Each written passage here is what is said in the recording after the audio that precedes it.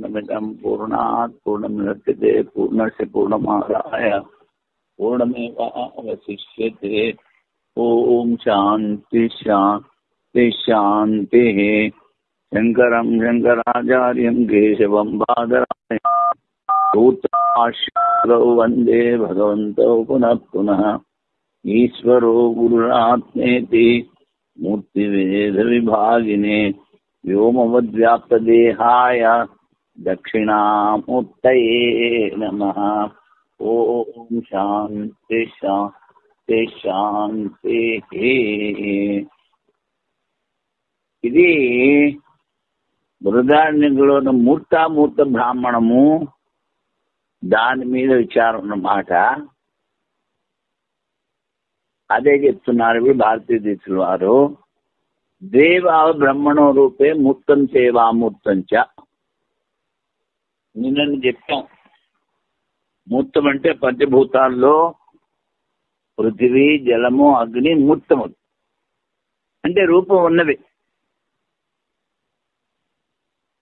వాయువు ఆకాశము రూపం లేనివి, దాని అమూర్తము అంటారు. బ్రహ్మమునకు రెండు రూపములు గలవు, మూర్తము రూపము గలది, అమూర్తము రూపం లేనిది. మూర్తామూర్త బ్రాహ్మణంలో విస్తారముగా పృథివ్యాధుల మూర్త స్వరూపము మరియు ఆకాశవాయువుల అమూర్త స్వరూపంగా విచారం గావించి తర్వాత బ్రహ్మోపదేశమునకై ముందు బ్రహ్మకు రెండు రూపాలు ఉన్నాయని చెప్పి మళ్ళీ బ్రహ్మ గురించి చెప్పాలి కదా. అందుకని అథాత్ ఆదేశో నేతి నేతి, ఇది ఉపదేశం. నేతి నేతి అన్నది బ్రహ్మ యొక్క ఉపదేశం. అది శృతికి అర్థము రెండు రూపములు చెప్పిన తర్వాత రూపరహితమైన బ్రహ్మను చెప్పుడికే నేతి నేతి అని బ్రహ్మోపదేశం వినబడుతున్నది. రూపరహితమైన బ్రహ్మ చెప్పడానికి నేతి నేతి అని చెప్తారు. దీనిపై పూర్వపక్ష చెప్పినది ఏమనగా, ప్రథమ నేతి శబ్దం ద్వారా జగత్తును ఒకదాన్ని నిషేధించిన రెండవ నేతి శబ్దం వ్యర్థమవుతుంది. అందుకని రెండవ నేతి శబ్దం ద్వారా బ్రహ్మ నిషేధింపబడుతున్నది. ఒక నేతి తీసుకో, దాన్ని జగత్తుని తీసేయమను, ఇంకో నేతి ద్వారా బ్రహ్మ కూడా తీసేయంటాడు. అది పూర్వపక్షం. లేకపోతే రెండెందుకు చెప్పాలి అంటాడు. అది దాని సిద్ధాంతం చెప్పేది. ద్వితీయ నిషేధం వ్యర్థము కాదు. వీప్స అంటే రిపిటిషన్, మరల చెప్పుట. దృశ్య ప్రపంచము మరియు ఇతి శబ్దం ద్వారా నిర్దేశార్హమైనందున, ఇతి అంటే సంస్కృతంలో నీకన్నా భిన్నంగా ఉన్నది. ఏది? ఈ జగత్. ఇది బ్రహ్మ. ఇది ఇతి అన్నది బ్రహ్మ కాదు, నీకన్నా భిన్నం. బ్రహ్మ తప్ప మిగిలినంత నిషేధింపబడుతున్నది. బ్రహ్మ తప్ప మిగిలినంత లేదు అంటున్నాడు.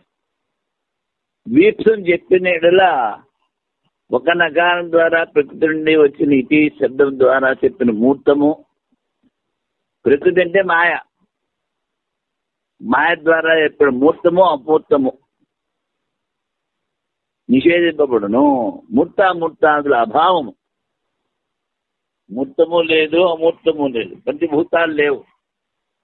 అంటే మూల అవిద్య మాయ. బ్రహ్మకు ఉన్న శక్తి మాయ. ఆ మాయ ద్వారా ఈ సృష్టి అంతా జరిగింది. సృష్టి మొత్తం పంచభూతాలతో చేయబడింది కనుక దాన్ని నిషేధించారు. మూల అవిద్య, మూర్తామూర్తాదుల అభావము. మూల అవిద్యలో బ్రహ్మ ప్రసక్తి వచ్చును. మూర్తామూర్తం చెప్తే ఈ మూల విద్య బ్రహ్మ అనేటువంటి ప్రసంగం వస్తుంది.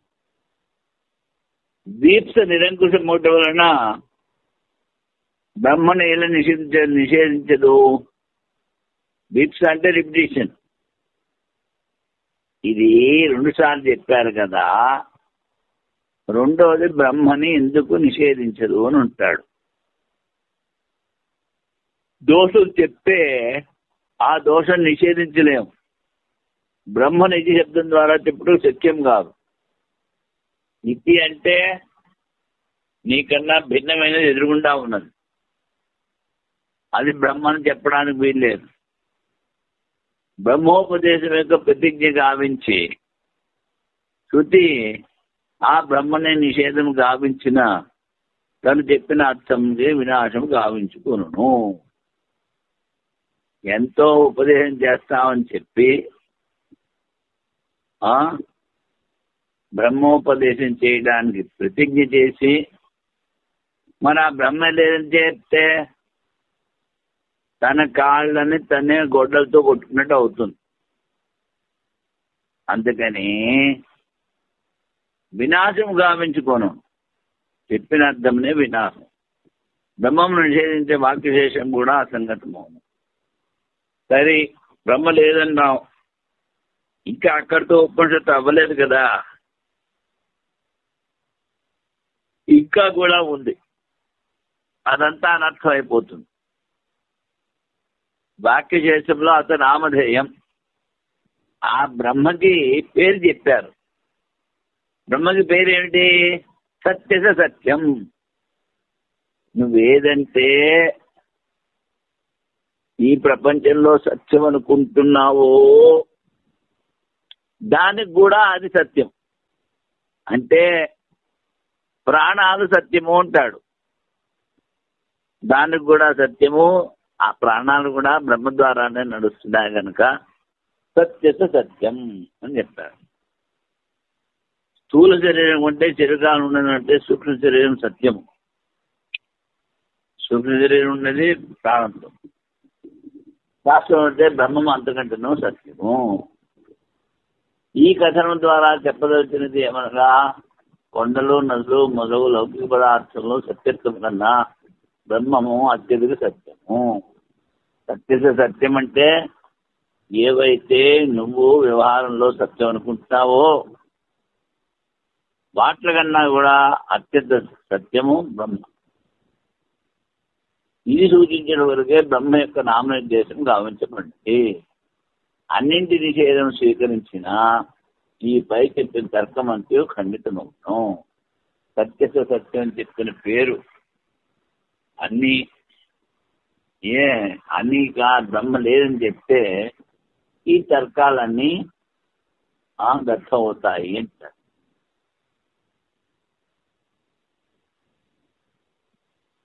ప్రకృతైతావత్వం హి ప్రతిషేధతి తతో బ్రవీత్ భూయః. ఇప్పుడు ప్రసంగంలో ఏదైతే ఉందో దాన్ని నిషేధించారు అంటాడు.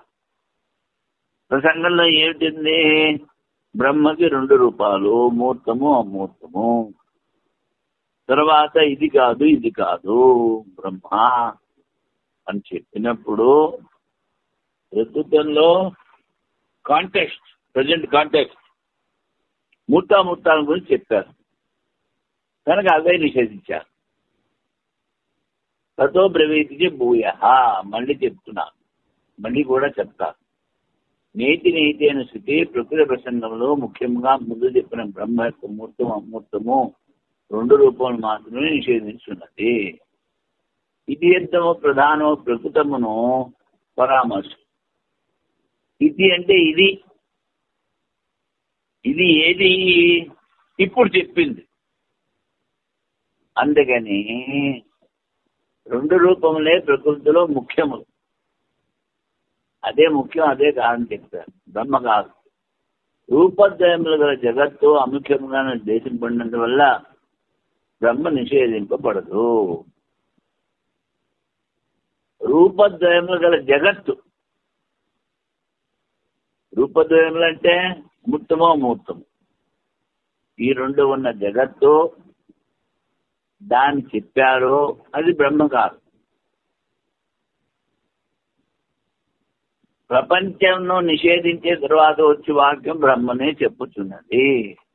నేతి నేతి అని ప్రపంచం లేదని చెప్పి అసనామధేయం. ఏది లేకపోతే ఇంక పేరెందుకు? అందుకని ప్రపంచం తీసేసిన తర్వాత మిగిలింది ఏదైతే ఉందో దాని పేరు సత్యం అని చెప్పారు. దాని నిషేధము అసత్యం అంటే నిర్వివాదము. ఏదైతే నామధేయంతో చెప్పారో అది లేదని చెప్పలేము. ప్రత్యక్ష నిరోధంలో ప్రపంచం నిషేధింపబడదని చెప్పి సరికాదు. ప్రత్యక్ష రూపంలో ప్రపంచం కనిపిస్తోంది, అది లేదంటావు ఎలాగా అంటాడు. ఇందులో వ్యావహారిక ప్రమాణం ఉంది. వ్యవహారంలో ప్రత్యక్ష ప్రమాణం, పారమార్థికంలో ఏమీ లేదు, ప్రమాణము లేదు, నువ్వు లేదు, కేవలం సాక్షి చైతన్యం ఉంటే ఉంటుంది. బ్రహ్మ ఈ సూత్రంలో పూర్వపక్షి బ్రహ్మ అసిద్ధము, సిద్ధ అంటే బ్రహ్మ సిద్ధ స్వరూపము. ఉదాహరణలో ఉపనిషత్తులో దేవా బ్రహ్మణో రూపే మూర్తం దేవా మూర్తం చ, బ్రహ్మకు 2 రూపములు మూర్తం అమూర్తం అనే ప్రసంగం ప్రారంభించి అతాతో ఆదేశ నేతి నేతి ఇది లేదు ఇది లేదు అని చెప్పి ఈ శృతి వాక్యం ద్వారా ప్రపంచము బ్రహ్మ ఈ రెండింటిని నిషేధించా లేక ఒకదానినా అని పూర్వపక్షం. లేకపోతే రెండిట్లో దేన్ని నిషేధించారు? బ్రహ్మను నిషేధించారా, ప్రపంచాన్ని నిషేధించారా? ఈ సంశయం దీని పూర్వాన్ని చెప్తాడు. పూర్వపక్షి రెండింటి నిషేధం చెప్పిన ఉంటాడు. ఒకటి ప్రపంచము, ఇంకోటి బ్రహ్మ, 2 లేవు. కేవలము బ్రహ్మ నిషేధం అని చెప్పవలేను, లేకపోతే 2 చెప్పు, లేకపోతే ఒకటి బ్రహ్మ నిషేధించాలని చెప్పు. మనోవాక్కులకు అవిషయమైన వస్తువుకి అస్తిత్వం అసంభవం. పూర్వపక్షం అనేది ఏమిటంటే ఈ బ్రహ్మ మనస్సు వానికి అందనిది, అందుకని మనోవాక్కులకు అతీతమైన వస్తువు ఉండదు. అది పూర్వపక్షం చెప్పేది. ప్రపంచం ప్రత్యక్షం కనుక ఉంది, బ్రహ్మ కనిపించట్లేదు, మనస్సు వాక్కుకి అతీతము, అందుకని అది లేదంటాడు. అది వాటి తర్కం. చెప్పినదిలో కేవలం బ్రహ్మ యొక్క నిషేధం స్వీకరించడే ఉచితము అని పూర్వపక్షము. దానికి సిద్ధాంతం చెప్తున్నాడు. సిద్ధాంతం ప్రపంచము బ్రహ్మ ఈ 2 రూపములను నిషేధం స్వీకరించడం సరికాదు. ప్రపంచము లేదు బ్రహ్మ లేదని చెప్పడం సరికాదు. ఎందుకని? అప్పుడు శూన్యవాదం ప్రసంగం వస్తుంది. నాయం సర్ప నేదం రజితం. ప్రపంచంలో తాడు మీద పాము లేదు, ఆల్చిప్ప మీద వెండి లేదు అని చెప్పినప్పుడు అధిష్టానమైన తాడు ముత్త చెప్పులకు నిషేధం స్వీకరించరు. ఏదైతే లేదని చెప్పామో కల్పిత వస్తువు ఉండదు, అధిష్టానం ఉంటుంది. అన్ని వేళ సర్పాల నిషేధము నిర్వహికంగా చూడబడలేదు. ఎందులో కనుక నువ్వు చెప్పిన నిషేధం శాస్త్రంలో చెప్పిన బ్రహ్మ యొక్క పరిమాణము పరిచ్ఛిన్నమైన మూర్తము అమూర్త రూపంలో నిషేధించుంది. నువ్వు నేతి నేతి అని చెప్పావు, అది శాస్త్రంలో ఈ మూర్తం అమూర్తం ఈ 2 నిషేధిస్తోంది. ఆ 2 రూపంలోనే నేతి నేతి అని సత్యవాక్యం నిషేధించున్నది. ఇతి శబ్దము దగ్గరలో ఉన్న దాన్నే అవలంబించును. నా ఇతి అన్నప్పుడు సంస్కృతంలో ఇది కాదు ఇది అన్నప్పుడు అది ఏదైతే దగ్గరలో ఉందో దాన్నే స్వీకరిస్తుంది. దగ్గరలో ఏమిటి? మూర్తం అమూర్తం చెప్పారు, అదే స్వీకరిస్తుంది. సన్నిహితంగా అవలంబించిన ఇది శబ్దం ద్వారా మొదటి చెప్పిన బ్రహ్మ యొక్క 2 ప్రధాన రూపములు పరామర్శ సంభవము. నైతి నైతి అని చెప్పినప్పుడు బ్రహ్మకి 2 రూపాలు చెప్పాము, దాన్ని విచారం అవుతుంది. బ్రహ్మణ దేవా రూపం, బ్రహ్మ యొక్క రూపం 2 అని చెప్పారు. బ్రహ్మణ అంటే షష్ఠి, బ్రహ్మ యొక్క అను శబ్దం ద్వారా 2 రూపములకు మధ్య ఉన్న బ్రహ్మ సంపూర్ణ ప్రపంచం యొక్క విశేషణం ఒకటి వలన నిషేధయోగ్యం కాదు. ఇప్పుడు మూర్తము అమూర్తము అని చెప్పినప్పుడు మూర్తము అమూర్తము ప్రపంచం, దానికి విశేషణము బ్రహ్మ. జగత్ యొక్క విశేషణం ఒకటి వలన నిషేధయోగ్యం కాదు అంటాడు. అందువల్ల బ్రహ్మలో కలిపిన ప్రపంచమే నేతి శబ్దం ద్వారా నిషేధం గావించింది. బ్రహ్మను పరిశేష రూపంగా ఉంచిరి అన్నది సిద్ధమైంది. నిషేధించిన తర్వాత ఏదైతే మీరిందో అదే బ్రహ్మ అంటాడు. అది పరిశేషం అంటే. ఆ నిషేధం తర్వాత నేతస్మాదితి నేత్యన్నత్ పరమస్త్రీ, నిషేధించిన తర్వాత దీనికన్నా ఇంకా ఏమీ లేదు ఉంటాడు. అంటే బ్రహ్మ కన్నా వేరేది లేదు ఉంటాడు, భిన్నమైనది ఏది లేదు, దీనికన్నా అన్యద్రష్ట ఎవడు లేడు అని చెప్పుట వలన ఈ నిర్ణయం ఉచితం. ఏంటి? బ్రహ్మ ఉంది అని. బ్రహ్మ కంటే భిన్న వస్తువు నేత్యం శబ్దం ద్వారా నిషేధం గావించారు. బ్రహ్మ కన్నా భిన్నమైన వస్తువు ఏది లేదు. ఇందువల్ల కూడా ఈ నిర్ణయం ఉచితము. బ్రహ్మ మాత్రమే ఉన్నది. పరిశుద్ధి ఈ విధముగా చెప్పుతుంది. ప్రపంచమును నిషేధముగా ఉంచిన తర్వాత అతను నామధేయం సత్య సత్యం. సిద్ధాంతి చెప్పేది శృతిలో బ్రహ్మ కన్నా భిన్నం ఏది లేదు,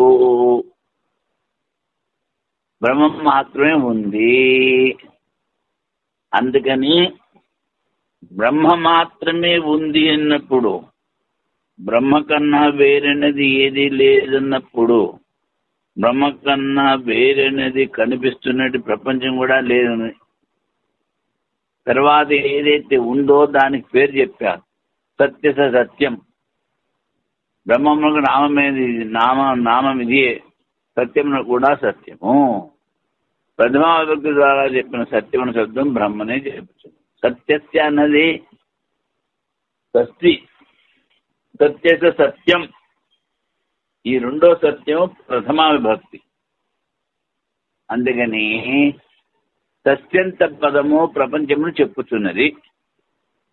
సత్యంతము ప్రపంచాన్ని, ప్రపంచం నిషేధించిన పారమార్థిక బ్రహ్మ మాత్రమే మిగులును, కానీ అభావం కాదు. ప్రపంచాన్ని కలిపి ప్రపంచాన్ని తీసేస్తే బ్రహ్మ మిగులుతుంది. ప్రపంచం వ్యావహారికం, దానిని నిషేధించినను ప్రత్యక్ష ప్రమాణం విరోధం లేదు. ప్రత్యక్ష ప్రమాణం వ్యవహారికంలో, పారమార్థికంలో కాదు. అందుకని వ్యవహారంలో అన్నీ ఉన్నాయి. ప్రత్యక్షం ఉంది, అనుమానం ఉంది, అన్నీ ఉన్నాయి. కానీ పారమార్థికంలో ఏమీ లేవు. ప్రపంచం కన్నా భిన్నమైన బ్రహ్మం ఉన్నదైనా ఎందుకు కనబడట్లేదు? అది ప్రశ్న. ప్రపంచం లేదన్నావు, ప్రపంచం కన్నా భిన్న బ్రహ్మం ఉంది అన్నావు, మరి బ్రహ్మం ఉంటే ఎందుకు కనిపించట్లేదు అంటాడు. తద్ అవ్యక్తం ఆవహి, దాని యొక్క రూపం ప్రకటం కాదు. అందుకని ఇంద్రియగ్రాహ్యం కాదు. నా చక్షుషా గృహ్యతే, ఇంద్రియాల ద్వారా ఆ బ్రహ్మను చూడలేము, నేత్రం ద్వారా గ్రహించలేము. అవ్యక్త రూపం, ప్రకటం కాని రూపం. ఇంద్రియములకు అగ్రాహ్యం, దాన్ని అవ్యక్తం ఉండదు. అన్నింటికీ సాక్షి ఒకటి వలన ప్రత్యక్షాది ప్రమాణం విషయం కాకపోవటం వలన అన్నిటికీ సాక్షి అది. తర్వాత ఈ ప్రత్యక్షాది ప్రమాణాలకి అది విషయం కాదు. నేను కుండ చూస్తున్నాను అంటే నువ్వు చూసేందుకు కుండ విషయం. అలాగా నేను బ్రహ్మను చూస్తున్నాను, ఇది బ్రహ్మని చెప్పలేవు, ఇది విషయం కాదు. అందుకని బ్రహ్మని అవ్యక్తమందరు, నామరూపరహితం. నచక్షుషా గృహ్యతే నాపి వాచా నాన్యే దేవైవా తపసా కర్మణా వా. కళ్ళ ద్వారా నేత్రాల ద్వారా గ్రాహ్యం కాదు, వాక్కు ద్వారా తెలుసుకోలేము, ఇంద్రియంలో మిగిలిన ఇంద్రియాలు కూడా తెలుసుకోలేవు. తపస్సు చే కానీ కర్మ చే కానీ గ్రహించలేము. తపస్సు మన శుద్ధికి, నిష్కామ కర్మము మనసు శుద్ధికి. మనసు శుద్ధి అయితే, మనసు శుద్ధి అంటే మనోనాశం, వాసనాక్షయము మనోనాశము. ఏవైనా వాసనలు ఉండకూడదు, అప్పుడు మనస్సు నశించినట్టు లెక్క. అందుకని తపస్సు కానీ కర్మ కానీ వాసనాక్షయానికి మనోనాశానికే తోడ్పడుతుంది. అది అయిన తర్వాత బ్రహ్మ అనుభవంలోకి వస్తుంది. అది దేశ నేతి నేత్యాత్మ అగ్రాహ్యో నహి గృహ్యతే. ఇది కాదు, ఇది కాదు. మధుకాండలో నిర్దేశించిన ఆత్మ అగ్రాహ్యము. మధుకాండ అంటే బృహదారణ్యక ఉపనిషత్తుని 3 కాండాల కింద విభజించారు. మధుకాండ, మునికాండ, ఖిలకాండ అని. మొదటి 2 అధ్యాయాలు మధుకాండము ఉంటారు. ఆ మధుకాండలో చెప్పిన ఆత్మ అగ్రాహ్యం, నేతి నేతి అని చెప్పారు. నేతి నేతి ఆత్మ అగ్రహ్యో అగ్రహ్యో అగృహ్యో నహి గృహ్యతే. దాన్ని తెలుసుకోలేము. ఆత్మ స్థూలాది ప్రపంచ రూపము కాదు. మన ఇంద్రియాలు మనస్సు స్థూలాన్ని గ్రహిస్తాయి, సూక్ష్మాన్ని త్వరగా గ్రహించు. అన్నిటికన్నా సూక్ష్మం పరమాత్మ. బ్రహ్మ ఎవరికి గోచరం కాని వస్తువుగాన మోక్షాభావ ప్రసంగం.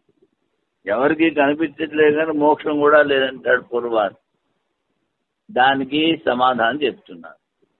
అపిచ సంరాధనే ప్రత్యక్ష అనుమానాభ్యాం. సంరాధనే అంటే ఆ పరమాత్మ చింతన, పూజ, మననము ఇలాంటి ద్వారా అనుభవంలోకి వస్తుంది అని ప్రత్యక్షంగా శృతిలోనూ చెప్పారు, తర్కం ద్వారా కూడా చెప్పారు. అవ్యక్త పరమాత్మ స్వరూపము యోగులైన ధీర పురుషుల సమాజ దశలో తెలుసుకుంటారు. కశ్చిత్ ధీర ఎంబ నిద్రాజిత్య శ్వాస అని స్మృతిలో చెప్పేది. ఎవడైతే నిద్రను జయించాడో, శ్వాసను జయించాడో వాడు దాన్ని తెలుసుకుంటాడన్నారు. శ్వాసను తెలుసుకోవడం నిగ్రహించడం అంటే ప్రాణాయామం. భక్తి, ధ్యానము, తత్పరతో కూడా దీర్ఘకాల ప్రయత్నానుష్ఠానం ద్వారా ఈశ్వర ప్రణిధానం.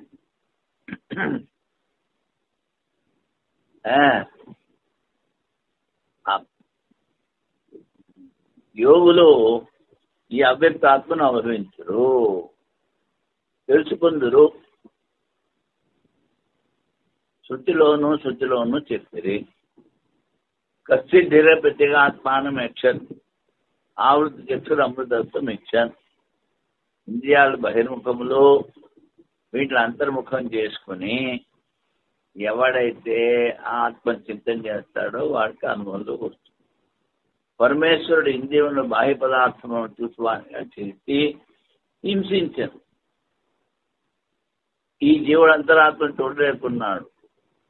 ఒకానొక మహాత్ముడు కశ్చిత్ ధీర జ్ఞాన సంపన్నుడై అమృతం పొంద అభిలాషితే ఇంద్రియాలను జయించి అంతరాత్మ చూడగలను అని అర్థం.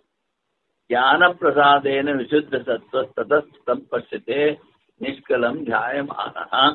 జ్ఞానము వలన జ్ఞాన చింతన నిర్మలమైన శుద్ధాంతకరణం గలవారు జ్ఞానపరాయణ అంటే మననం అవయవరహితమైన ఆత్మను దర్శించరు. యోగులు అవ్యక్త ఆత్మ తెలుసుకుందు పరిశుద్ధులు ధరించారు. యం వినిద్రా జితశ్వాస సత్తుష్ట సంహితేంద్రియ జ్యోతి పశ్యంతి ఇంజాన తస్మై యోగాత్మనే నమః. ఇది మహాభారతం శాంతి పర్వంలో. నిద్రారహితులై శాస్త్రం నిరోధించి వ్యక్తులు ఇంద్రియములు జయించి సంతోషం గలవారై ఏ జ్యోతిని చూచునో ఆ యోగలభ్యాత్మకు నమస్కారము. సనాతన భవంతుని సమస్త రూపమును యోగి దర్శించును అని స్మృతిలో కూడా చెప్పారు. జీవ బ్రహ్మల్లో ఆరాధక భావం స్వీకరించిన ఏ జాత భావం ఉండిన బ్రహ్మమునందు భిన్నత్వం కలుగును అని అద్వైతం పోయిందంటాడు. అది పూర్వపక్షినే. ప్రకాశాదివచ్చ వైశేష్యం ప్రకాశస్య కర్మణ్యభ్యాస. సూర్యుని ప్రకాశం చేతివేళ్ళు ఉపాధి వలన కలుగు కర్మల వలన భిన్నముగా కనిపించినప్పటికీ సూర్యప్రకాశం ఒకటే. ప్రకాశం అనగా పరమాత్మ. జ్ఞానాది ఉపాధుల వలన కలుగు కర్మల ద్వారా భిన్నముగా చూసినను వాస్తవునకు ఆత్మకే ప్రకాశ స్వరూపము తత్వమస్సి. మహావాక్య అభ్యాసంలో ఏకత్వం సిద్ధించును. అది ఇక్కడ సూర్యప్రకాశము మరియు ఆకాశము చేతివేళ్ళు ఉపాధి వలన కర్మల వలన భిన్నముగా కనిపించింది. వాస్తవానికో ప్రకాశం ఒకటే. అలాగనే జ్ఞానాది ఉపాధులను పరమాత్మ భేదము కనిపించును కానీ వాస్తవము సర్వత్ర బ్రహ్మ యొక్క స్వరూపం ఒకటే. అందుకే మరల జీవ బ్రహ్మల అభేదం తత్వమస్యను వాక్యం చాటుచున్నది.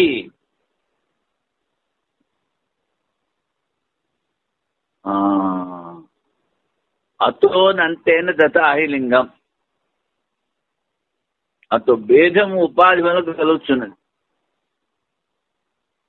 అనంతం. ఈ భేద జ్ఞానం ద్వారా నాశనం చేసి జీవుడు పరమాత్మతో ఏకరూపమును పొందును. ఈ అర్థమును చెప్పు ప్రమాణము యోహవై తత్పరమం బ్రహ్మవేద అని శృతిలో గలదు.